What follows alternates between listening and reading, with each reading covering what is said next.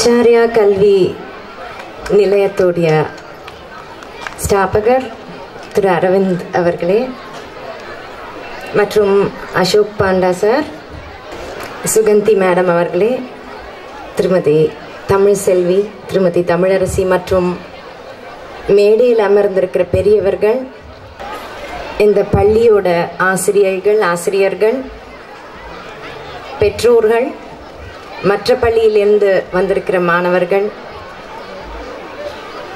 ஆச்சாரியா பள்ளியோடைய மாணிக்கங்களாக முத்துக்களாக திகழும் மாணவர்கள், இந்த மகாகலா உற்சவ்ல வெற்றி பெற்ற கலைஞர்கள், வெற்றி பெற போகும் கலைஞர்கள் எல்லாருக்கும் என்னுடைய சிரம் தாழ்ந்த வணக்கங்கள். இந்த இன்ஸ்டிடியூஷன் நான் உள்ள வந்ததுலேருந்தே எனக்கு எது ரொம்ப பிடிச்சிருக்குன்னா, இந்த பாசிட்டிவிட்டி, இந்த ஒரு டிவினிட்டி, ஒரு வைப்ரேஷன்ஸ் எனக்கு இங்கே ஃபீல் பண்ண முடியறது தான் நான் ரொம்ப ரொம்ப முக்கியமாக நான் நினைக்கிறேன். ஏன்னா அதுதான் ரொம்ப ரொம்ப தேவை. இன்னைக்கு இருக்கிற காலகட்டத்தில் எல்லாத்தையுமே ஒரு நம்பிக்கையோட, ஒரு கான்ஃபிடென்ஸோட, ஒரு தன்னம்பிக்கையோட நம்ம அணுகிறதுன்றது தான் முதல் தேவை, எதுவாக இருந்தாலுமே சரி. I think this institution is providing the self-confidence, the courage and the positivity to all the children studying here. I'm very sure Aravindan sir பேசும் பொழுதே அவருடைய குரலில் வந்த அந்த குழந்தைகளை இன்ஸ்பயர் பண்ணணும், அவர்களை வெற்றி பெற வைக்கணும், அவர்கள் துவண்டு விடாத வாழ்க்கையில் வெற்றின்றது என்னது, ஒரு உன்னத ஸ்தானத்தை அடையிறது மாத்திரம் இல்லை, நம்ம ஒரு இலக்கை நோக்கி செல்லணும். we have to work towards the goal. அதை நம்ம ட்ரை பண்ணிட்டே தான் இருக்கணும், அதுக்கு ஒரு எண்டே கிடையாது. அவர் சார் சொன்ன மாதிரி இப்போவும் நான் டெய்லி ஒரு 1.5 hours ப்ராக்டிஸ் பண்ணுறேன். I'm striving for perfection. நான் மனசுக்குள்ளே நினைக்கிற அந்த ஒரு எக்ஸலன்ஸும் பர்ஃபெக்ஷனும் வந்தால் தான் எனக்கு சந்தோஷம். மீதி பேர் சொல்லலாம் நல்லா பாடுறீங்க, ரொம்ப நல்லா இருந்தது கச்சேரி, ஆனால் நம்ம ஒரு ஸ்டாண்டர்ட் செட் பண்ணி அதுக்கு ஒர்க் பண்ணிகிட்டே இருக்கணும். Like what Vivekananda says, arise, awake and stop not till the goal is reached. என்னன்னா இன்னைக்கு இருக்கிற காலகட்டத்தில் ரொம்ப காம்படிஷன், ரொம்ப போட்டி. குழந்தைகளை விடுங்க, பெற்றோர்களுக்கே நம்மளுடைய குழந்தை வின் பண்ணணும், வெற்றி பெறணும், ஃபர்ஸ்டாக இருக்கணும், இல்லை ஒரு காம்படிஷன் வந்ததுன்னா முதல் பரிசு வாங்கணும் அப்படின்ற ஒரு ஆசை, அது கொஞ்சம் அதிகமாக போய் ஒரு வெறியாக மாறிடுறது. என்ன ஆயிடுறது, அது ப்ரெஷர் கொடுக்கறது குழந்தைகளுக்கு.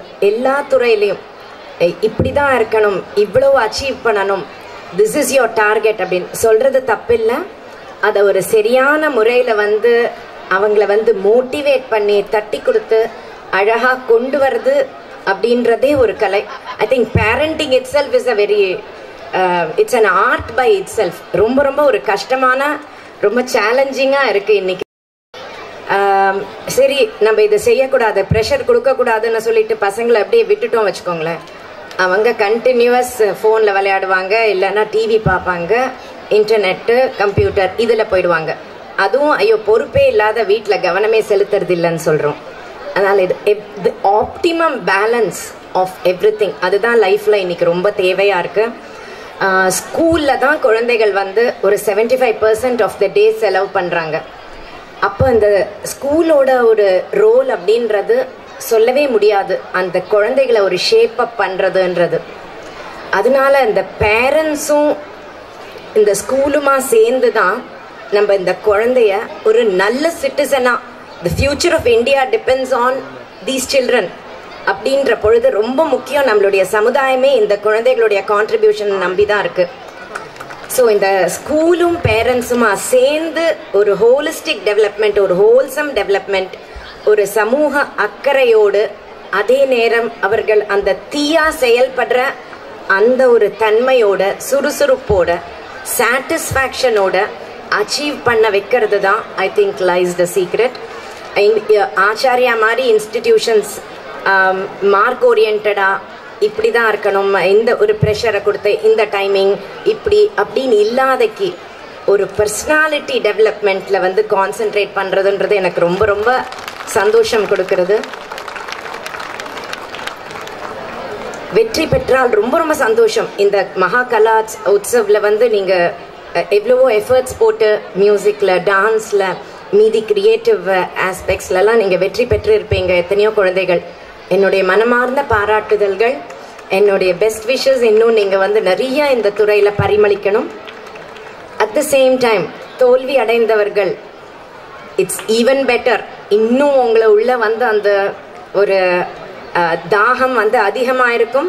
எதில் நீங்கள் லேக் பண்ணுறீங்க, எந்த விஷயத்தில் உங்களை விட இன்னொரு காம்படிட்டர் வந்து எண்ணத்தில் வந்து உங்களை விட பெட்டராக இருந்தாங்க, நம்மளுடைய டிஃபெக்ட்ஸ் என்னன்றதை நீங்கள் அனலைஸ் பண்ணுங்க, துவண்டு விழ வேண்டாம்.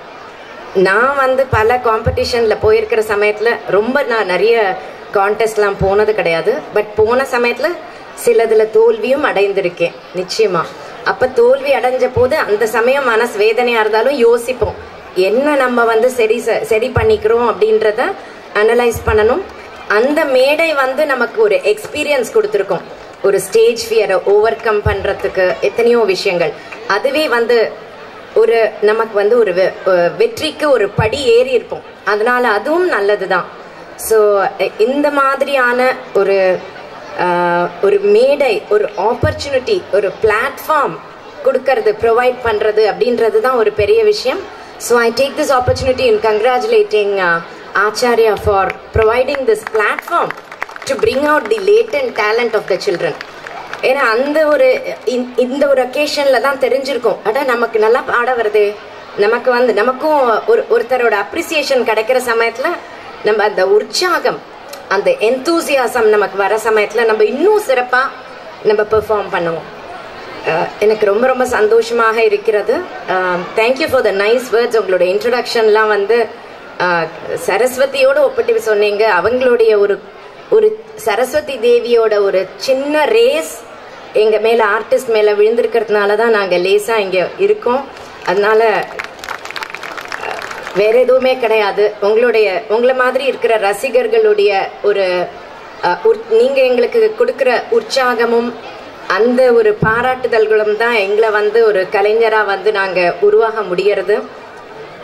இன்னும் எனக்கு இந்த ஒரு கலா உற்சவ், மகா கலா உற்சவில் பங்கேற்கிற ஒரு கோல்டன் ஆப்பர்ச்சுனிட்டி கொடுத்ததற்கு இந்த ஆச்சாரியாவை சேர்ந்த நல்ல உள்ளங்கள் அத்தனை பேருக்கும் என்னுடைய மனமார்ந்த நன்றிகளை நான் தெரிவித்துக் கொள்கிறேன். இன்னும் மேலும் மேலும் இந்த இன்ஸ்டிடியூஷன் தன்னுடைய கிளைகளை ஒரு ஆலமரமாக உலகெங்கும் பரவி நிறைய குழந்தைகளை ஒரு நல்ல சிட்டிசன்ஸாக உருவாக்க வேண்டும் என்று நான் பகவானை பிரார்த்தித்துக் கொள்கிறேன். நமஸ்காரம், வணக்கம், ஜெயஹிந்த்.